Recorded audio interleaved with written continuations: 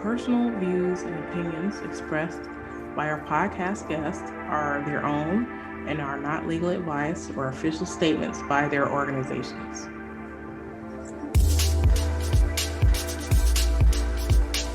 Hello, my name is Debbie Reynolds. They call me the Data Diva.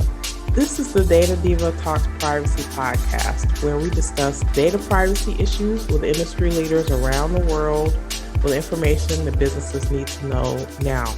I have a special guest on my show from Romania, Oana Ducuță. She is the data protection officer for Verifone in the e-commerce side of things. She is a tried and true data privacy and protection professional. She works on compliance management. And actually, Oana and I had the pleasure of speaking on a panel together. And I can't remember what it was for exactly, but it was fun. I really enjoyed sort of your thoughts and your insights. You definitely know your stuff around the world. And I would just love to introduce you on the show. Thank you, Debbie. Yes, thank you for your invitation. I'm delighted to be with you, and it's an honor to be one of your guests. Yes, we've met on that panel discussing, I think, the standard contractual clauses and the international transfers. Yeah, one of the hot topics. So. Yes, absolutely. It's been quite a while, but yet today I was reading about the new guidelines regarding data transfers and what is the data transfer, international data transfers. So either way, after a couple of months, it's still a hot topic. Oh, it is. Well, because it's so difficult too. It's so difficult. I would love to, before we jump in, I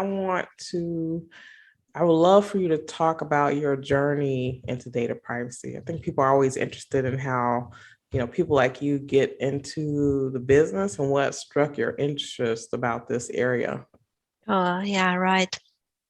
And definitely because many people actually want to follow a path, want to be part of the data protection, the privacy team in a big corporate. It's something that, in their interest. I've started actually in risk, and then jumped in to compliance, where data privacy was one of our policies that we are actually implementing inside the company. I loved it. It was actually one of my favorite topics back then. And I started to learn a little bit more. Why I'm saying this is because, here locally, and back then, prior to GDPR, little things were actually said about data privacy, data protection, or how the Directive 95 was implemented in local legislation.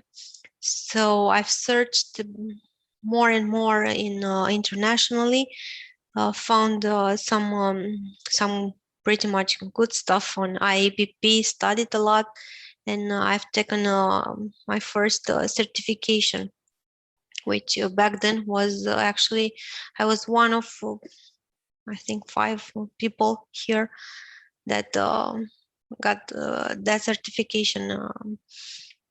And it was prior to GDPR. What helps a lot, actually, is to understand what compliance with the law means, with any law. And I think my background actually helped me back then. What I will recommend somebody that wants to start a career in data protection is, besides of understanding the law, practice, meaning understanding the business where they want to work, and find a good a good body that actually is an expert in data protection and try to learn from their practice as well.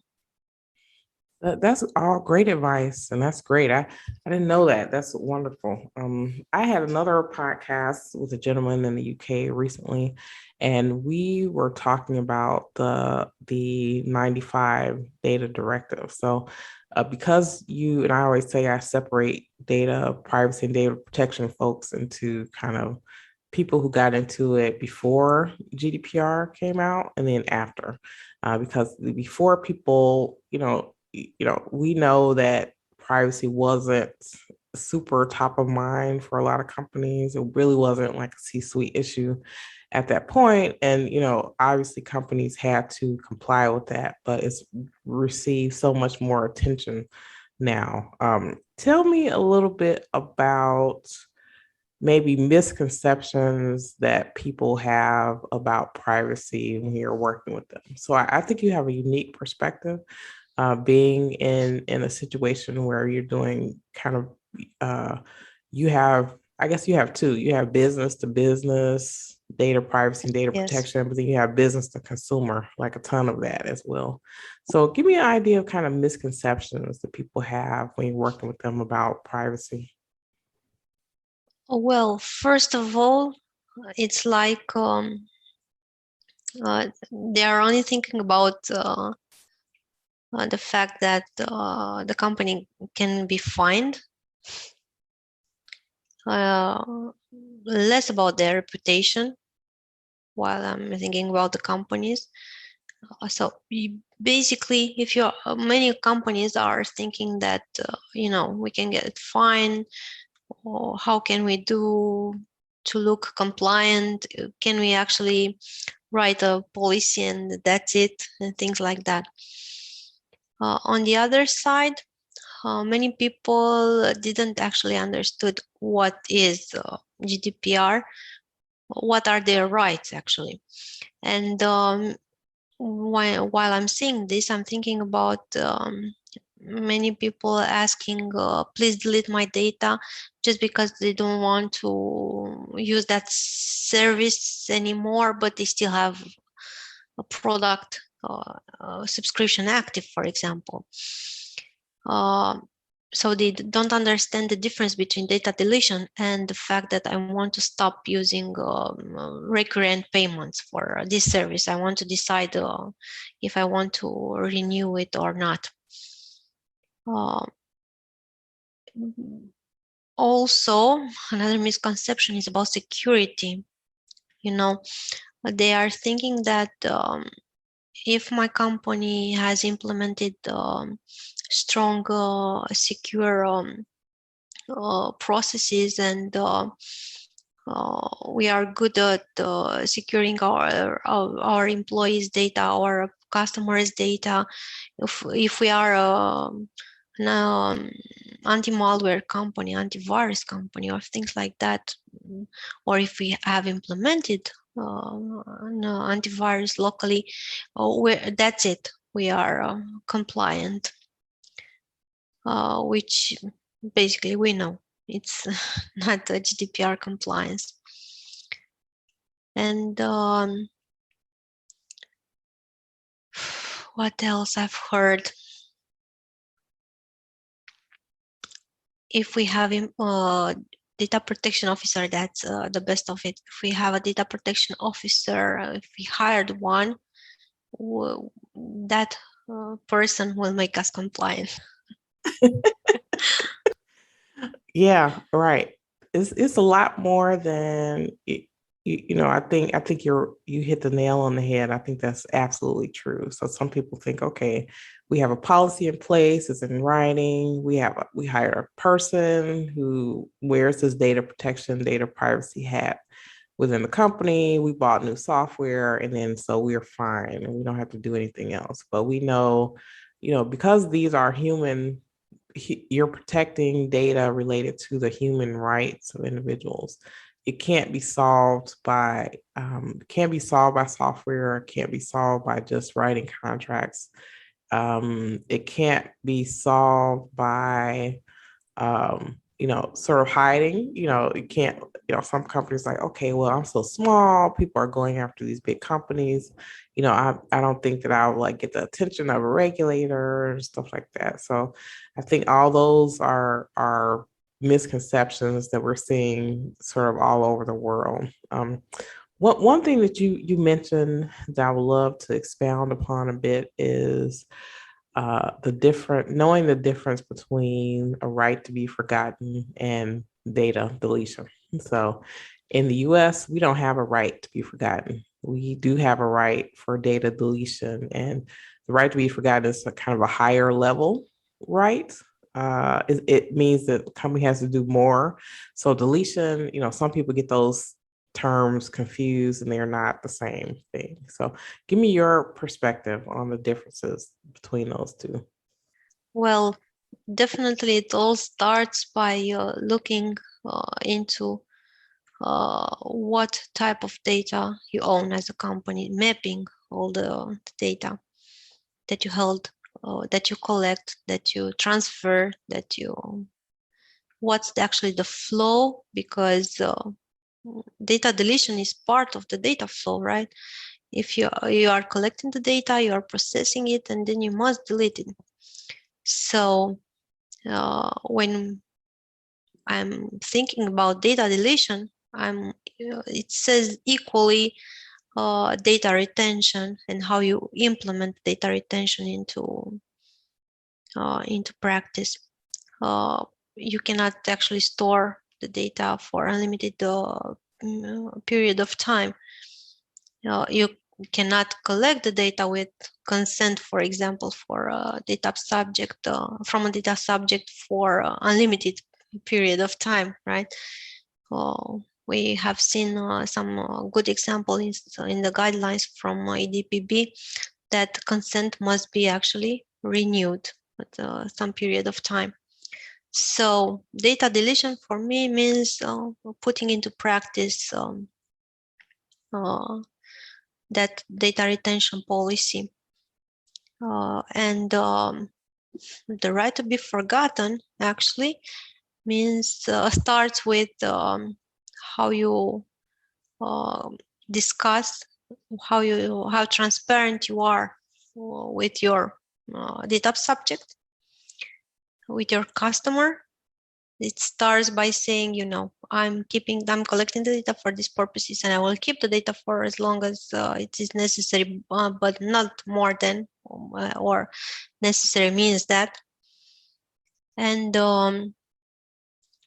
I will map all the data in my inventory, and I'm actually not making some copies, and I will inform also my data processors to delete the data, and so on. The right to be forgotten, as GDPR says, is not it has some exceptions, right? So it means a lot to properly understand what are the legal basis for processing the data, and how that person understands your legal basis. It might be consent, it might be a legitimate interest, or it might just be a legal requirement.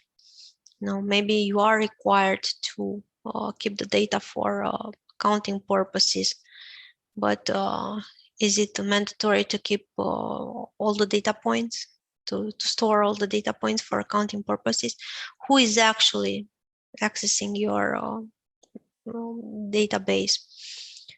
Is it have you implemented some data access requirements internally? Is it that all your stuff has access to the data, and things like that? And nevertheless, we all know that the right to be forgotten, it was way before GDPR, known basically for the Google searches. So it is important on one side for the company to understand that it is applicable for the company, either if you are or not in internet exposed, or you are exposing any personal data from your customers. And on the other side, if we are discussing on how a person understands his right to be forgotten, many of them did not properly understood how the data was collected first side and why. So it all starts by how transparent you are with your processes as a company. Yeah, that's true. Also, I think when I think about the right to be forgotten, we're have passing these new laws to say that people have a right to request information about their data. And some of these laws in the US, especially, they have like a look back period, which is like 12 months. So beyond that 12-month period, they don't really have an obligation to tell them about what happened 12 months before that, right?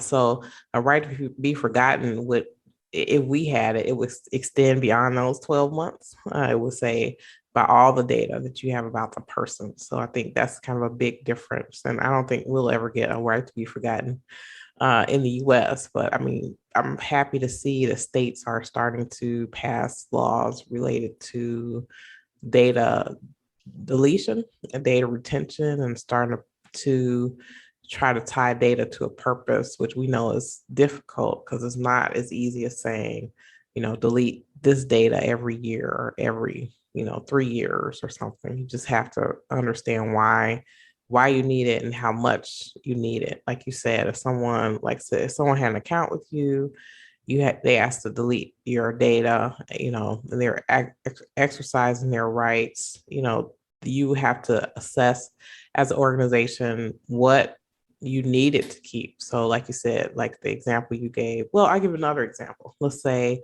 someone wants to delete their account. So they want to terminate their account. They want to terminate kind of that record with you, but you would probably still, from kind of maybe a cyber security standpoint, need to know that that person was a customer at one point because they may become a customer again, So really thinking about that system and how you want to implement it and do it in a way that you collect, maybe it's not important. Let's say so a person was a customer, they decide they want to exercise their right to be forgotten. So you would, let's say you forget like their purchases they made or whatever, but you wouldn't forget maybe that they were a customer in the past.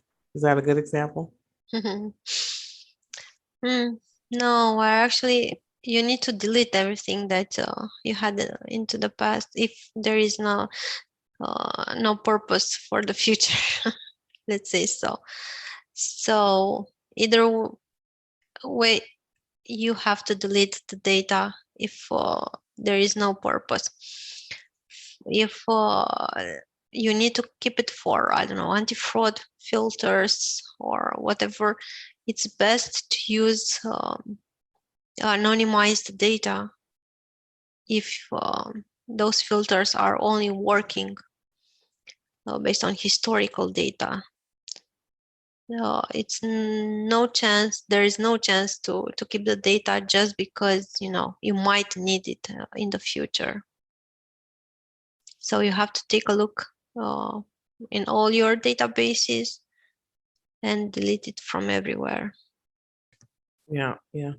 I know that people, well, I guess my example I was thinking about more like access control. Maybe that isn't as applicable. So from an Yes. access control situation, you may need to know that this person had access previously and then they won't have access in the future for some reason.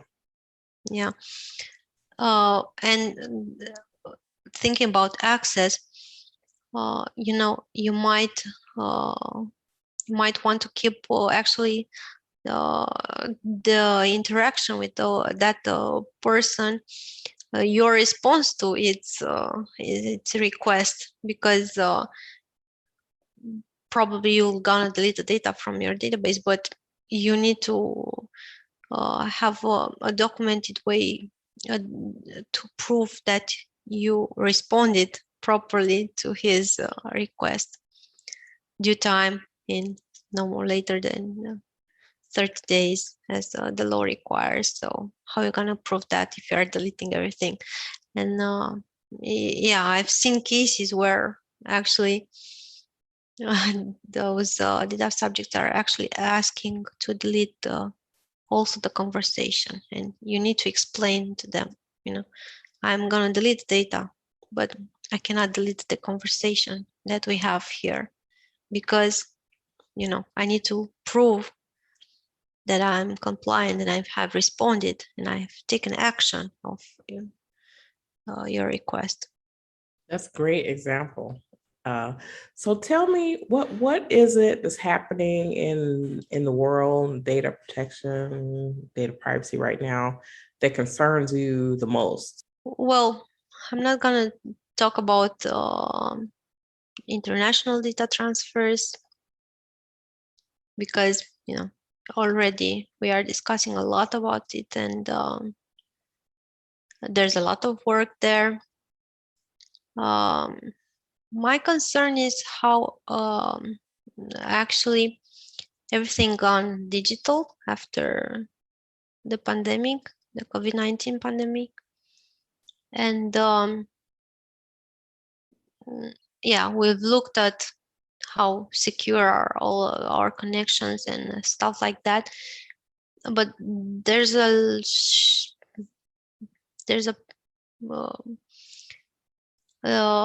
there are some data subjects under the law that were not properly thought about, and those are the children, because schools gone online during the pandemic, and probably in any other places around the world, but definitely here locally in Romania as well. There was no consistent way to have those children taking their classes online. So each school used whatever tool they wanted to use, or each teacher used whatever online tool they have seen, and those children are not properly protected, and we know the risks that their data being exposed can actually trigger, and there aren't any consistent ways, or the data protection authorities, not all the data protection authorities actually have come with um, not only guidelines or best practices, but also investigations to see how things are going on, and their data is exposed. And I have discussed with some teachers, and I've seen that um, children are actually taking their parents' phones, which are not actually properly set up for being used by a child. And they started to use some other tools as well, some other apps, which are not properly set up for kids. And all the way, this can actually trigger so many risks for those kids. And I'm pretty much concerned how this will evolve. That's a good point. We see around the world there are a lot of regulations about children, but then, there is, I think, I don't know, I think like growing up, because, we didn't have the internet and stuff like that, our parents had more control over, our digital use and stuff that we were looking at or using. And now kind of with the internet and tablets and smartphones, and then now we're doing this learning thing where people are online and doing different things, whether not all kids have their own computer. Maybe they share a computer with a family member or a schoolmate or something. And then, if you're in an educational environment, they have maybe more ways to restrict students, but it's hard because you don't know how people are getting online. And your example is a good one. I didn't think about it that way. So a lot of kids are using their parents' computers or their parents' phones, and they're not set up to kind of limit their use in a way that needs to happen. Yeah, right. So let's talk about, I just want to jump back in since we did a panel together on international data transfers. This is a topic, for me, it's always been really interesting.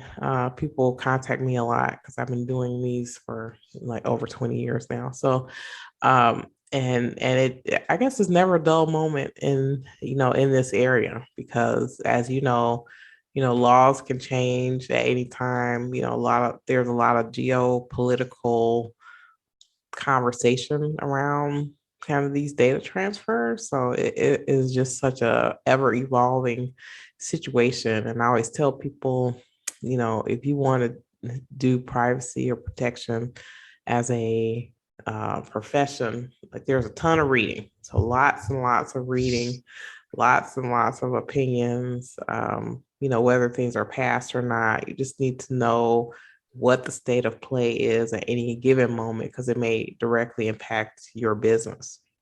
Yeah, exactly. And in a global corporate environment, you must be aware of all the global data privacy laws.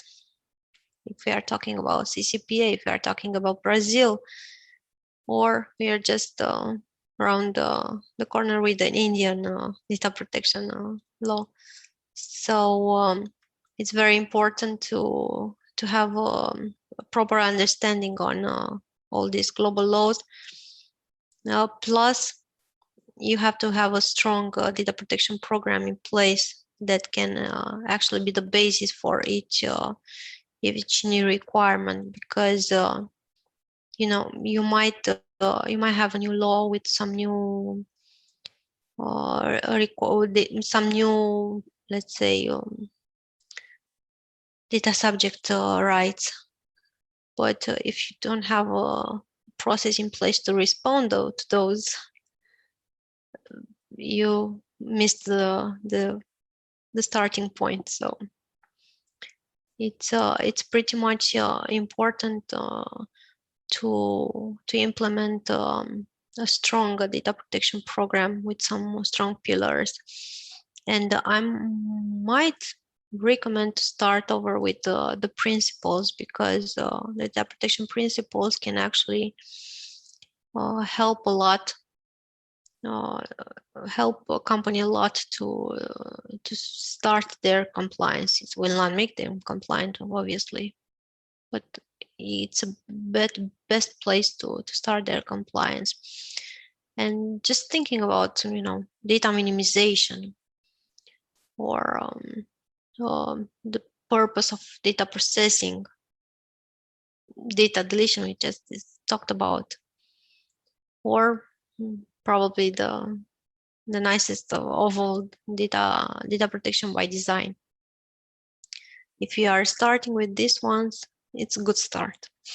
Yeah, I'm a very big fan of privacy by design. I was happy to see that got incorporated into the GDPR, and I'm happy that a lot of people, privacy by design is actually an international standard now. So it is being implemented in a lot of different industries, and especially so many data-driven industries really need this type of, thinking. So I think the change that privacy by design is forcing, which I like, is that it's saying, yeah, I think in the past people would say, well, let's collect all this data and then we'll sort out later like what we're going to do with it or why we need it and stuff like that. So now privacy by design is saying, what is the purpose? Think about your purpose before you start touching data, before you start doing things with it.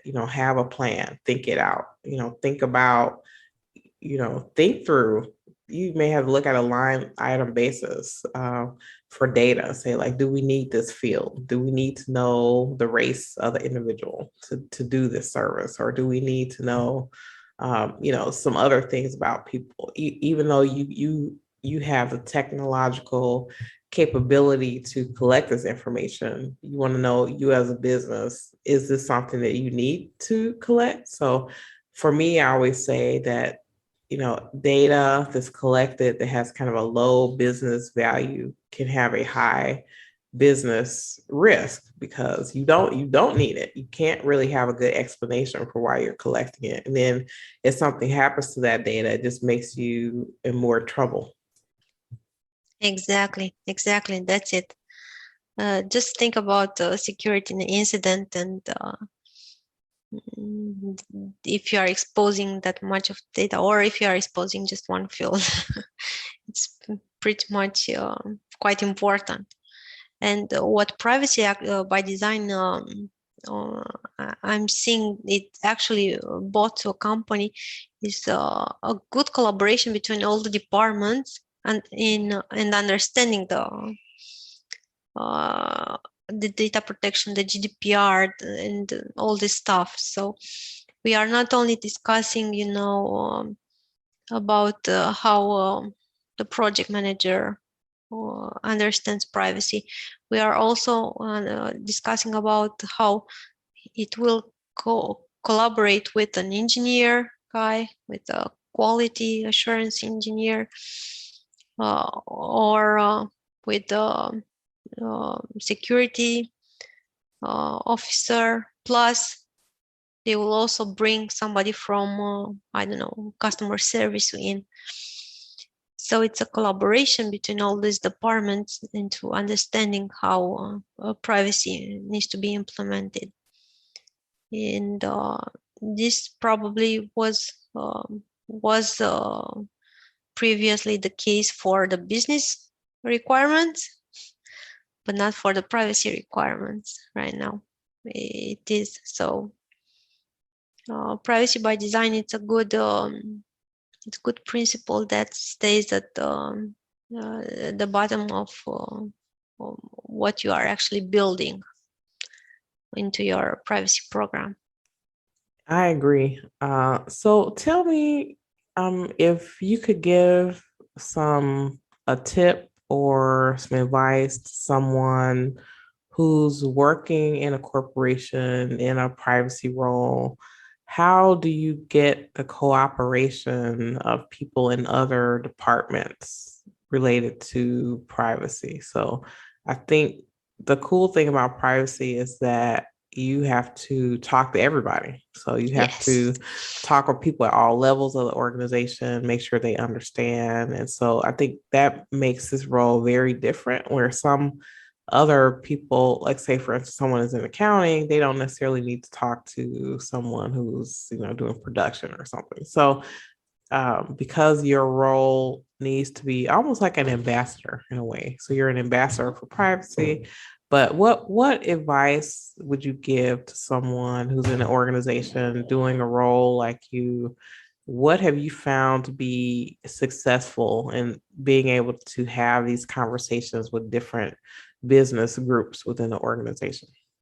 Yeah, that's a very good point of view. You are actually an ambassador. You are discussing with everybody, and on the other side, you are not actually the one that works in all those departments, right? So the key is to find in each department that person that can actually be your champion there, your ambassador in that department, and keep regular discussions with that person. And that in that way you'll have a network of all this person in each department that can you can build upon it, and it's good for I don't know, the accounting department to receive regular communication from the data protection officer, to receive best practices that are related to their activity, and stuff like that. But you'll find out that they will be more they will like to have somebody within their department that will help them, first of all, understand, this is a privacy issue you need to discuss with the data protection officer. And I think that's a key element if you are going to start your network. Find that unique person in each department that can actually help you build a data protection program for each of those functions within the corporate environment.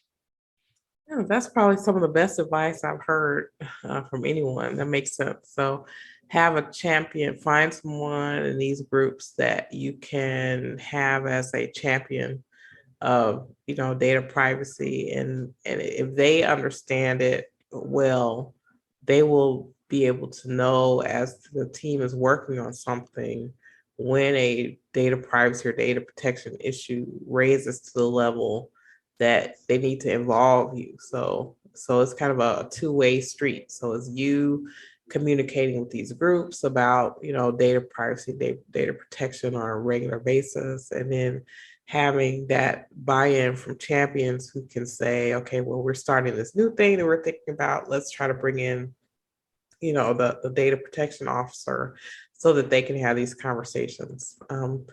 What do you have challenges? I'm sure this happens in every organization. Okay, so it's not even specific to data protection. So there are always people in organizations who feel like they don't want to share information. So they want to hoard information and they don't want to be able to have these conversations. So I guess it'd be the opposite of a champion within organizations. How do you deal with situations where maybe you have departments where they don't want to be forthcoming because they feel like maybe the work that you're doing may interfere with the things that they want to do? Good question. Never been asked.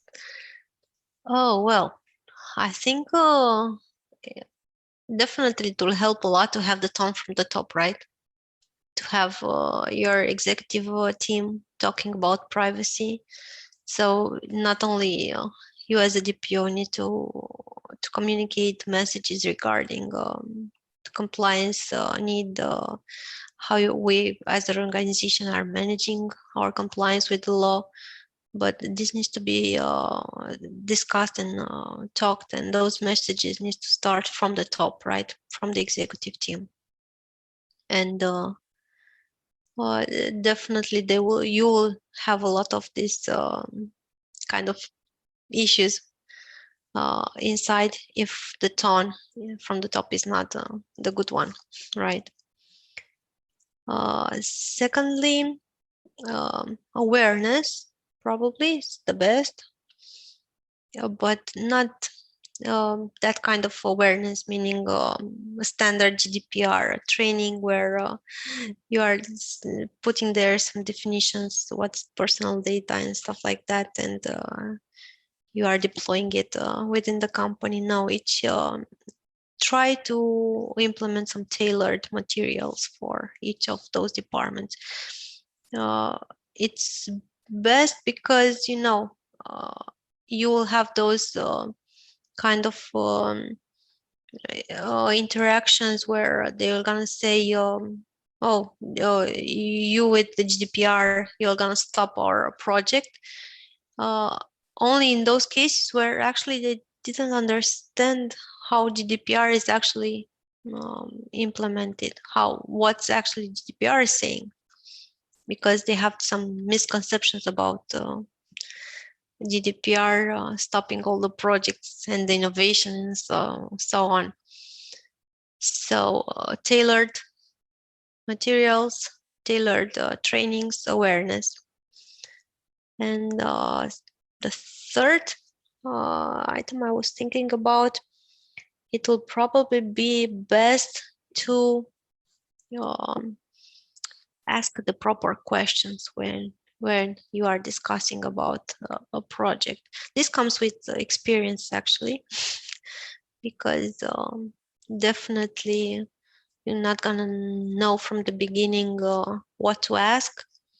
Experience not only on the legal side, but also on the business side.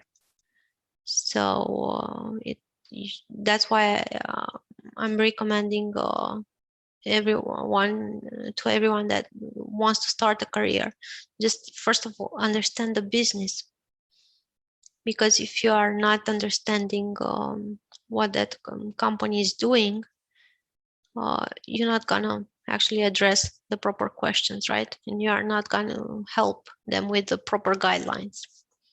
That's great advice. Excellent advice, Oana. This is great. If it were the world according to Oana and we did everything that you said, what would be your wish for data privacy or data protection anywhere in the world in any facet of, business, life, technology? Well, let's start by being transparent to our data subjects. But first of all, using plain language. Let them understand, not with a lot of information that they will not gonna read, but with some key points that you as a person would like to be offered with. So when you are starting using a service or starting an account or stuff like that. So being transparent in a meaningful way. That's great advice. You've given some really, really good executive advice. That's very important. I agree. I want to see in the future less, 80-page privacy policies. I want to see more simple terms because, you're dealing with humans and you're dealing with humans at all levels, so being able to explain what you're doing in simple ways will not only help you have customers have more trust in you, it'll help you as a business be able to thrive better because people feel like you're not trying to hide something. They're giving me all the information I need. And actually trust, for companies that don't have trust, people share less with them. So if individuals trust you, they'll share more with you. Exactly. Because probably we are all used with those cookie banners, at least on the European side. And I guess we are selecting actually to accept or to reject the cookies based on the trust we have with that company. So, yeah. Very important dialogue. So, well, thank you so much for being on the show. This was an excellent discussion, and I really like what you're doing. You have really a lot of deep knowledge, obviously, in data protection, but also you're a very smart executive. So all those tidbits that you gave are excellent advice for people who are trying to find their way, get shareholder, stakeholder buy-in and, be able to prosper in their, data privacy and data protection career. Thank you, Debbie. Thank you once again for your invitation. It was an honor being on your show. So thank you. Thank you so much. And we'll talk soon. Keep in touch. Okay. Bye-bye. Bye-bye.